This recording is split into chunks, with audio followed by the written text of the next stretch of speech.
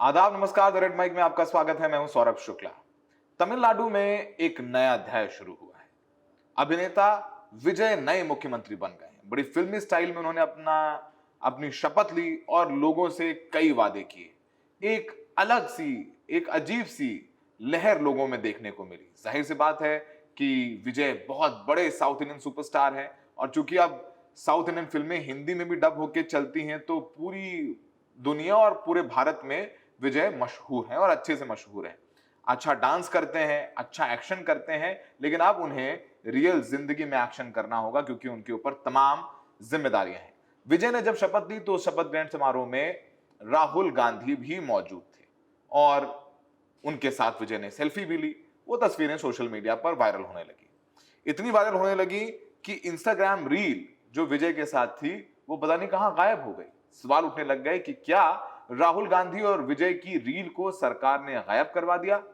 और भी तमाम चीजें हैं जिनके बारे में हम आज बात करने वाले हैं क्योंकि ये सरकार, देखिए विजय को कितनी सीटें मिली हैं वो हमने आपको मिलन ने लगातार बताया। विजय को 108 सीटें मिली हैं। उनको कांग्रेस के 5 विधायक, सीपीआई के 2, सीपीआईएम के 2, वीसीकी के 2 और एयूएमएल के 2, यानी 121 विधायकों का समर्थन है और सरकार बनाने के लिए चाहिए 118। यानी बीजेपी का ऑपरेशन लोटस का खतरा हमेशा विजय के सर पर बना रहेगा।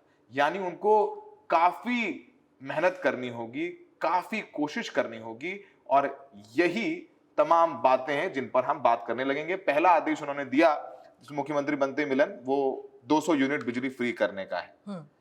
क्या चुनौतियां हैं इस वक्त विजय के सामने, क्योंकि आप लगातार कवर भी कर रही थी तमिलनाडु को, आप वहां तमाम लोगों से बात भी कर रही थी। बड़ी मुश्किल से सरकार बनते बनते बनी। एक वक्त तो ये हो गया कि एआईडीएमके और डीएमके मिलकर सरकार बना ले। विजय ने कहा फिर हम इस्तीफा देंगे, चुनाव लड़ेंगे। काफी कुछ हो रहा है तमिलनाडु में और तमिलनाडु के बारे में बात करना बहुत जरूरी है क्योंकि हमारा दक्षिण भारत का राज्य है। उतना ही जरूरी है जितना कि उत्तर प्रदेश और बिहार। बताइए क्या चल रहा है, विजय के लिए क्या चुनौतियां हैं? जी बिल्कुल, क्योंकि और लगातार हम इस पर रिपोर्ट इसलिए भी दिखाते रहे क्योंकि बहुत ज़्यादा एक न्यू नॉवेल्टी फैक्टर है विजय को लेकर। स्टार थे और फिर पॉलिटिशियन बने। हालांकि तमिलनाडु की पॉलिटिक्स में ऐसा पहले भी होता आया है, लेकिन विजय की पार्टी जस्ट सौरभ पिछले 2 साल में बनी थी। उनके पास डीएमके या एडीएमके की हिस्ट्री नहीं है। 2 साल में इतना स्टारडम बोलो या फिर उनकी प्रोमिसेस पे बोलो, जैसे आप कह रहे बिजली फ्री की बात बोलो, तो लोगों का जो विश्वास है और उसी तरीके का विश्वास है जैसे तमिलनाडु में चलो वो तो होता ही है कि दूध से अभिषेक किया जाता है सारे एक्टर्स का, पॉलिटिशियन का, उसी तरीके से ये विजय के ऊपर लोग बहुत खुश थे और सीटियां बज रही थी पूरे उस हॉल में जहां पर ये शपथ ग्रहण हुई और पूरे फिल्मी स्टाइल में हाथ फैलाकर और ऊपर करके विजय ने ये शपथ ग्रहण की। हाँ, अब सबसे बड़ा प्रॉब्लम उनके सामने आएगा तमिलनाडु का बजट चलाना, और पहले ही उन्होंने कह दिया कि बिजली फ्री देंगे।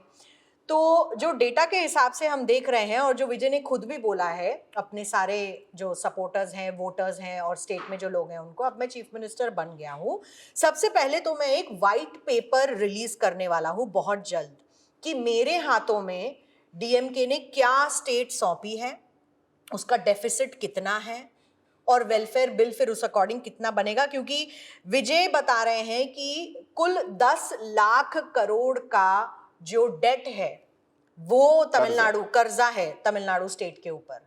तो अब इस कर्जे में अगर वो बिजली फ्री देंगे और जो उन्होंने अपनी तरफ से स्कीम्स दी हैं उसमें विमेन के लिए डायरेक्ट बेनिफिट ट्रांसफर की स्कीम है, फ्री एलपीजी कहा है उन्हें, उन्होंने 1.85 करोड़ हाउस होल्ड्स के लिए मदर गार्डियन स्कूल ग्रांट देने की बात की है, फार्मर इनकम सपोर्ट देने की बात की है, फिशरमैन जो मछुआरे हैं उनकी फैमिली को सपोर्ट देने की बात की है। तो कुल मिला के टीवीके का टोटल वेलफेयर बिल का खर्चा बन रहा है 99,057 करोड़। अब ये कहां से ये पैसा लाएंगे, क्योंकि हमने देखा कि जैसे ही टीवीके के वो चीफ मिनिस्टर बने, प्रधानमंत्री नरेंद्र मोदी ने भी उन्हें कॉन्ग्रेचुलेट किया, लेकिन अब आप जानते हैं कि सेंटर स्टेट के बीच में रिलेशन कैसे चलती है। इनफैक्ट हम जानते हैं कि इनपुट क्रेडिट को लेकर के चाहे वो हिमाचल हो, वहां पर कांग्रेस की सरकार है, आपने देखा किस तरीके से पॉस्टेरिटी मेजर्स लेने पड़े कि विधायक सैलरी नहीं लेंगे, मंत्री सैलरी नहीं लेंगे। और वहां पर भी ऐसे ही जब कांग्रेस आई तो उन्होंने ओल्ड पेंशन स्कीम लागू करी और कुछ ऐसे वादे लागू किए जिससे सीधे लोगों के खातों में पैसे गए और राज्य सरकार का जो पैसा है वो कम होता गया और इनपुट क्रेडिट वो राज्य का हक है लेकिन वो केंद्र सरकार से मिलता है बिल्कुल, और वो देरी से मिलता है, फंसा के मिलता है। और आप देखेंगे बहुत दिलचस्प आपने नोटिस किया होगा, रुला के भी मिलता है। जी, झारखंड में हेमंत सोरेन और कांग्रेस की सरकार है और हेमंत सोरेन आप जब से देखिए, जब से सरकार बनी है तब से पीएम मोदी के खिलाफ एक बयान नहीं दिया उन्होंने। क्यों? क्योंकि उन्हें पता है कि उन्होंने जो उनके वहां पर जो माई बहन योजना है उसमें भी महिलाओं को डायरेक्ट कैश दे रहे हैं, उसके चलते झारखंड का भी जो राजकोषीय घाटा है वो बढ़ता जा रहा है, डेट बढ़ता जा रहा है, पैसा नहीं है, भुगतान करने के पैसे धीरे धीरे कम होते जा रहे हैं। तो केंद्र सरकार, जहां केंद्र में सरकार है बीजेपी की और जहां राज्य में सरकार है वहां तो ठीक है, लेकिन जहां पर नहीं है वहां पर वो चुनौतियां हैं। और इन्होंने तो वादा किया है कि शादी के, लड़कियों की शादी होगी तो शादी में भी वो 8 ग्राम सोना देंगे, बच्चा पैदा होगा तो सोने की अंगूठी देंगे। तो वो सब कुछ करना जरूरी, या फिर उनके पास एक रियलिस्टिक प्लान हो जैसा अरविंद केजरीवाल के पास था। जब अरविंद केजरीवाल सरकार में आए तो उन्होंने पूरा प्लान दिया था कि हम ऐसे ऐसे लागू करेंगे और दिल्ली सरकार को बहुत ज्यादा घाटा नहीं हुआ था जब 200 यूनिट बिजली फ्री की थी अरविंद केजरीवाल ने। तो क्या वो प्लान है विजय के पास? और मिलन एक और बहुत बड़ी चुनौती में नजर आती है कि भाई नई पार्टी है उनकी और उन्होंने सरकार बनाई है, अनुभव नहीं है, ठीक है, अच्छी बात है, इंथुजियाज्म है, आपके इरादे अच्छे हैं, इंटेंशंस अच्छे हैं, पर क्या वो अनुभव है? क्योंकि अब नाउ यू आर, मतलब शार्क नहीं कह रहा हूं मैं, लेकिन अब now politicians are no less than sharks. So अब now you are part of that sea where you have to fight with the sharks also. जब चुनाव आपने जीत वो लिया तो है, उन्होंने पहले ही आते हुए देख लिया, जैसे ही उनको largest party with more seats वो बने तो शार्क्स की तरह सारे उनके ऊपर टूट पड़े कि हम सपोर्ट नहीं देंगे, हम देंगे, हम देंगे। हालांकि ये कहा जा रहा था उन्होंने तो सपोर्ट के लिए नहीं कहा किसी पार्टी से, तो सामने आकर राहुल गांधी ने कहा। उनके जो एडवाइजर्स थे उन्होंने उन्हें गलत एडवाइस किया, ये भी हमने डिस्कस किया था द रेड माइक पर, कि अगर वो जाते और कहते कि मैं फ्लोर टेस्ट पर मेजॉरिटी प्रूव करूंगा तो शायद गवर्नर उन्हें आगे स्टेप करने देते, लेकिन जाते उन्होंने कह दिया कि कोलिजन गवर्नमेंट बनेगी। तो क्या उनके एडवाइजर्स ने उनको ऐसी तरीके की एडवाइस दी थी? और जो बातें आप कर रहे हैं, जैसे उन्होंने अपने टीवीके के मैनिफेस्टो में ये भी कहा है, यूथ के लिए मैं बता रही हूँ, 5 लाख रुपए सालाना दिए जाएंगे जो यंगस्टर्स हैं, ग्रेजुएट्स को 10,000 महीना दिया जाएगा और ITI डिप्लोमा होल्डर्स को 8,000 रुपया महीना की बात की गई है अपने मैनिफेस्टो में। मतलब कुल खर्चा ही इस स्कीम का 5,400 करोड़ रुपया है। तो अब ये पैसा कहाँ से आएगा, ये सबसे बड़ी बात है। और क्योंकि मैंने बात की राहुल गांधी की, अब सेंटर को मालूम है कि राहुल गांधी के 5 MLA इस पार्टी में साथ में हैं, DM की पीछे हट गई है। किस तरीके के रिश्ते ये सेंटर से बना पाएंगे, क्योंकि अभी मेरे ख्याल से औपचारिक तौर पर TVK के विजय, इन्होंने बार बार यही कहा है कि मैं AIDMK यानी कि ADMK और DMK दोनों ही ईवल फोर्सेस हैं, बीजेपी भी एक ईवल फोर्स है, इसलिए मैं कभी उनसे टाई अप नहीं करना चाहता। लेकिन ये सारे जो बयान हैं हालांकि राजनीतिक तौर पे किए जाते हैं, वोट लेने के लिए किए जाते हैं, और जब सरकारें बन जाती, लोग पावर में आ जाते हैं तो ऐसे वो बयान बंद कर देते हैं। जैसे हिमंत बिश्व शर्मा ने कहा, जब से मॉडल कोड ऑफ कंडक्ट लगा मैंने मियाँ मुसलमान 2 रुपए 4 रुपए नहीं बोला। तो वोट लेने के लिए जाहिर सी बात है बहुत सारी चीजें बोली जाती है, लेकिन जो राजनीतिक अब कदम है किस तरीके से विजय लेंगे उस पर बहुत कुछ निर्भर होगा तमिलनाडु की जनता के। बिल्कुल, देखिए विजय, जाहिर सी बात है कि जो कन्वेंशनल पॉलिटिकल पार्टीज तमिलनाडु में थी, हमेशा से DMK और IDMK के बीच पिछले कई दशकों से मुकाबला हो रहा था। DMK के साथ कांग्रेस थी, IDMK के साथ बीजेपी थी, और दोनों ही वहां सिग्निफिकेंट फोर्स नहीं। कांग्रेस थोड़ा फिर भी सिग्निफिकेंट है। तो अब वहां के लोग इन दो पॉलिटिकल पार्टी से परेशान होकर के उनको एक विजय, एक नया व्यक्ति मिला, नई उमंग, नई ऊर्जा, और वो उनको लोगों को सपोर्ट किया। और ऐसा नहीं कि पहले एक्टर्स ने अपनी किस्मत नहीं आजमाई, चाहे वो कमल हसन हो, रजनीकांत हो, उन्होंने अपनी किस्मत आजमाई, रजनीकांत पीछे हट गए। लेकिन आप देखिए विजय सफल हुए और 2 साल में सफल हुए। तो जाहिर सी बात है कि उनको थोड़ा कुशन तो वहां की जनता देगी, तमिलनाडु की जनता देगी। अब वो देखना होगा, जैसे उन्होंने बताया कि 10 लाख करोड़ का जो डेट है यानी कर्ज है, वो कितना पहुंचा देते हैं जनता के पास। देखिए हमने अपने वादे किए हैं, हम पूरे करेंगे, लेकिन अभी देखिए मुझे पिछली सरकार 10 लाख करोड़ का कर्ज मिला है, पहले मैं उसको चुकाऊंगा, इस तरीके की बातें। पर मिलन, ऐसा बहुत आसान नहीं है। ये मुकुट है, बहुत अच्छा है, लेकिन ये कांटे इसमें लगे हुए हैं। और वैसे देखिए, हम देख रहे हैं दूसरी तरफ एआईडीएमके की तरफ से खबर आ रही है कि एआईडीएमके एक वक्त बहुत मजबूत होती थी जब जयललिता होती थी ना। वो जयललिता है, आप ओपीएस ईपीएस है। ओपीएस और ईपीएस दोनों के बीच संबंध बहुत अच्छे नहीं है, एक डीएमके में आ गए। उसके अलावा अब वहां पर मेंबर्स में लड़ाई हो रही है आपस, कुछ कह रहे हैं कि नहीं आप सपोर्ट करिए विजय को बाहर से, क्योंकि विजय इतना ज्यादा फोर्स, क्योंकि यार देखिए विजय की पॉपुलैरिटी तो है और उनको जनता ने वोट दिया है। तो आप देखिए कि यादव कांग्रेस जब यहाँ आम आदमी पार्टी की पहली बार सरकार बनी थी तो उनको 8 विधायक कम पड़े थे और कांग्रेस ने बाहर सपोर्ट किया था। और दूसरी चुनाव जब उसके बाद चुनाव हुआ तो अरविंद केजरीवाल ने क्लीन स्वीप कर दिया था, सबको मतलब उड़ा दिया था। कांग्रेस को शायद एक भी सीट नहीं आई थी, बीजेपी को भी एक या दो सीटें आई थी। तो समझिए कि अगर दोबारा चुनाव होता है तो उसमें कोई शक नहीं है कि विजय तमिलनाडु में क्लीन स्वीप करेंगे, क्योंकि लोगों को अब ये जिन्होंने वोट नहीं भी दिया उनको ये यकीन हो गया भाई ये जीत सकता है, बाकी लोग उसको वोट दे रहे हैं।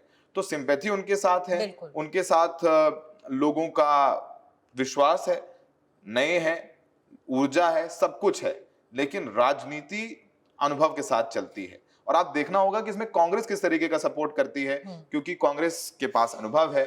अब राहुल गांधी खुद वहां पर गए हैं विजय, तो राहुल गांधी ने अपनी पूरे पार्टी के काडर को ये इशारा कर दिया है कि हमें विजय का पूरा साथ देना है, मैं वहां खड़ा हूं उसके साथ में। बगल में केरल में भी कांग्रेस की सरकार बनी है, तो बहुत कुछ होने वाला है तमिलनाडु में। पर विजय शायद इस गर्मी में एक ठंडी हवा के झोंके की तरह आए हैं, पर ये झोंका कितना राहत देगा लोगों को वो समय के साथ पता चलेगा। पर क्योंकि कांग्रेस के तो जो 5 विधायक हैं वो तो ज्वाइन कर ही चुके हैं, जो किंग मेकर सौरभ इस इलेक्शन में बने वो बने लेफ्ट पार्टीज और वीसी के, क्योंकि उनके भी 2+2 सीटों की बहुत जरूरत थी, आईयूएमएल की सीटों की बहुत जरूरत थी। तो सिर्फ कांग्रेस की ही सीटों से नंबर पूरे नहीं हो रहे थे, तो इस पूरे गुट को साथ में लेके चलना होगा विजय को, और फ्लोर टेस्ट में भी प्रूव करनी होगी ये मेजॉरिटी। उसके बाद आएगा सवाल कि किसको क्या पोर्टफोलियो मिलता है, कौन क्या बनेगा। हालांकि अपनी स्पीच में विजय ने पहले ही कह दिया है कि अगर कोई सोच रहा है कि मैंने इतने सारे विधायकों के साथ टाई अप किया है तो पावर सेंटर मैं नहीं हूं, मैं ही हूं असली पावर सेंटर, सारे डिसीजन मैं ही लूंगा।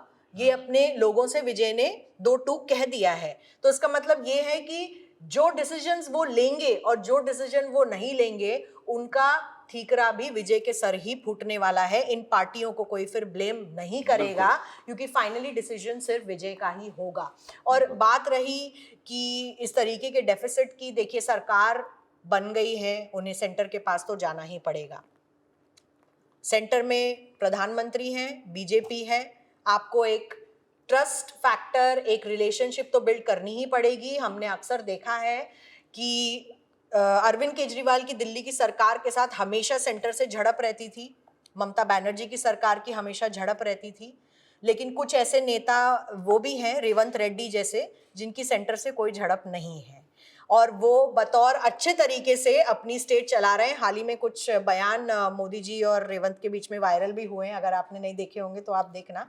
लेकिन ये एक तरीका है सरकार चलाने का, जो विजय के लिए अभी एक और टेस्ट होगा। तो परीक्षाएं खत्म नहीं है विजय के लिए, और भी परीक्षाएं आगे हैं। बिल्कुल, तो उन्होंने अपनी पहली स्पीच में कहा है कि वो एक श्वेत पत्र जारी करेंगे ताकि ट्रांसपेरेंसी बनी रहे।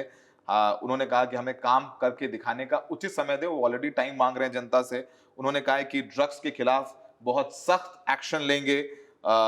उसके अलावा उन्होंने कहा कि जैसा आपने कहा कि उनके अलावा सत्ता का कोई केंद्र नहीं होगा, सत्ता का एकमात्र केंद्र विजय खुद होंगे। नई शासन व्यवस्था की शुरुआत हो रही है, अब असली सेक्युलर और सोशल जस्टिस का एक नया युग शुरू हो रहा है। उन्होंने कहा कि कांग्रेस, वीसीके और लेफ्ट को उनकी पार्टी को सरकार बनाने का समर्थन दिया है, उसके लिए उनका बहुत बहुत शुक्रिया। वक्त मांग रहे हैं, बातें कर रहे हैं, तो कम्युनिकेट करना पड़ेगा। उससे पहले वैसे चाहे वो जयललिता भी फिल्मों से ही आई थी, बिल्कुल ठीक है, तो साउथ में ये एक चलन रहा है, लेकिन अब देखना होगा वक्त के साथ विजय क्या करते हैं। सभी फिल्मों से आए थे, एमजीआर, जयललिता हो। लोग भूल गए कि स्टालिन भी एक्टर थे। हाँ, स्टालिन भी लोग भूल गए ये बात, क्योंकि उन्हें बतौर नेता बनने के बाद वो जो पूरी छवि थी उनकी वो पीछे छूट गई। लेकिन it's not just about being an actor. बहुत लोग यही कह रहे हैं कि एक्टर तो कई होते हैं, लेकिन नेता बनना बहुत मुश्किल होता है।